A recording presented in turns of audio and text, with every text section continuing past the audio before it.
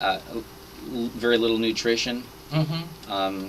And so, I don't always mention all the names of the. They might How go about the after me. burgers, fries? We copy that. We Yeah, adopted exactly. That. Yeah. Yeah, the restaurants and the fast food chains. See, people want things faster and faster and faster. Mm-hmm. But if you go back to the Bible, God had a principle after the origin of sin and Adam and Eve, and at that time, Mm-hmm. then we had to work for our food. We Mhm. had to till the soil and take time to grow it and prepare it or to cut it up, and it was a little bit more difficult. Oh, okay. But people want things fast. Mhm. They want to drive through and get it within seconds. And that speeding up the process has nutritionally depleted the food to where Mhm. I don't call it food anymore. It's a junk just food? it's just Junk a food? pile of fat, and it's causing people to get Junk sick shop. and to Okay. die So ultimately. So that's the reason why there's a word like instant food. Da. Yeah, and it's gotten so bad. Then the energy drinks, so then they don't have time to eat anymore. So then they're just resorting to Red Bull, for example. Things that- energy drink. Things that give you a boost of energy, but there's no real food substance, nutritional value. You mentioned a while ago regarding Bible teaching or principles. Can you tell us what are the basic foods that God wants us to eat? Well, I like to look at it like this. We use the word jeepney, okay? Mhm. People understand that here. A jeepney company, and most jeepneys run on diesel, right? Mm-hmm. If you put a jeepney is built for diesel, Mm-hmm. and the engine is diesel. But if you put another type of fuel in it, it's going to break down. Mm-hmm. So it's designed by a designer to run on diesel.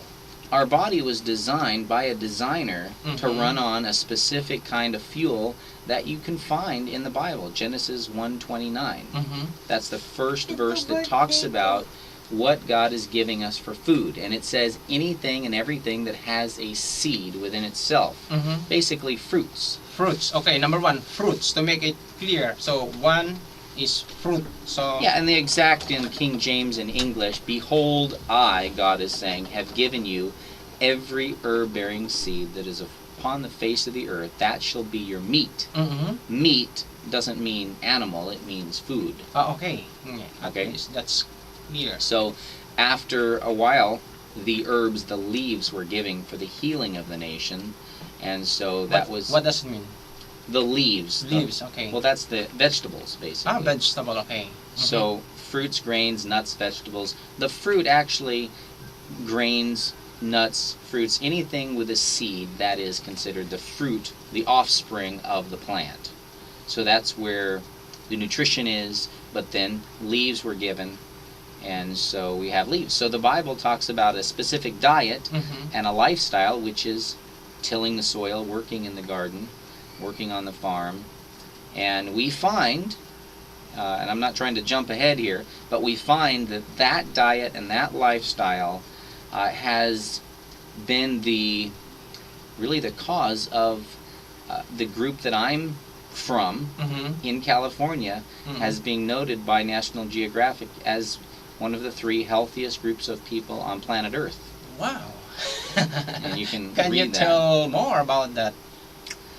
Well, yeah, National Geographic set out, Mm-hmm. sent scientists all around the world to find the healthiest groups of people on the planet. Mm-hmm. The Hunza people, or they're in that area, Okinawa, Japan, Mm-hmm. and California, an area, a pocket of Seventh-day Adventists living there, that some are even my family, my father, and they have lived past and beyond 100 in good health. Mm-hmm. Okay. And still driving and enjoying life without aches or pains or any diseases. Now, my father died from something, it was more like an accident, choking, an anatomical obstruction or in his throat, but I sent his body at 101 when he died to the Adventist, I think it was Glendale Adventist Medical Center, and they did some research and gave me a printout. Mm-hmm. His bone density calcium was not diminished. It was like a 40 or 50-year-old, they said. His everything, his arteries, no arterial sclerosis, no plaque, endothelial cells, all the different parts of the body that at 100 would have been broken down by, in most cases, was not happening with my father. And he was, one interesting thing, there has been a big push. Where do you get your protein? Have you ever heard of that? Yeah. Even I also asked that question because a lot of people are eating vegetable and everything, fruits and grains. But how about the protein? It's really an interesting. Sometimes you have to go back to the origin of where did the question come from. And if you think about protein, what the best protein would be, our body obviously is protein, right? Our muscle is protein. We don't want to become cannibals and eat each other. I mean, but that would be the ideal if you're trying to get close to our own protein. Cow and those are a different species.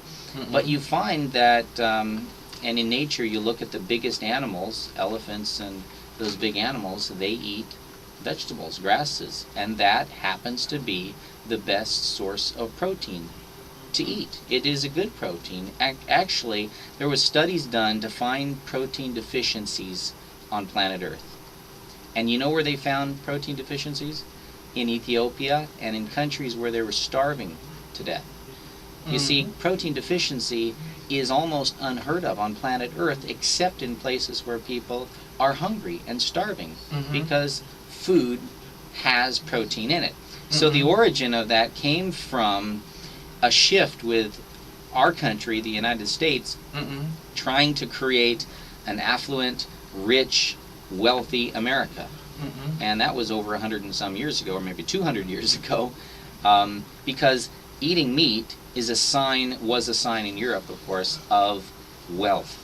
Yeah. That's a big question also for me, because especially here in the Philippines, that we have this thinking that only those people who are affluent people or rich people can buy those. But you know what's crazy? Fruits. Yeah, can you tell us more about that? What's crazy you is have your own idea about that. What's crazy is people say I'd be a vegetarian if I could afford it.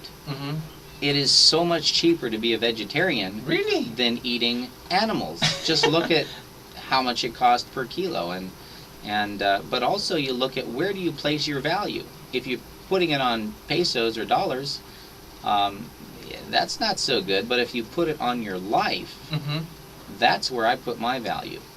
So you do find out, if you understand what to eat and you learn how to cook and prepare foods, and it is good to eat raw foods, then you can save money. But could I just interject something? Sure. Because here I'm going on the air, and I've been on radio stations and television. I'm 45, so 25 years of experience, approximately, something like that. And I know that there are people out there listening that are sick. I know there's people that are hurting. And those people want answers. And they're not getting answers from the medical system or arena, from their doctors.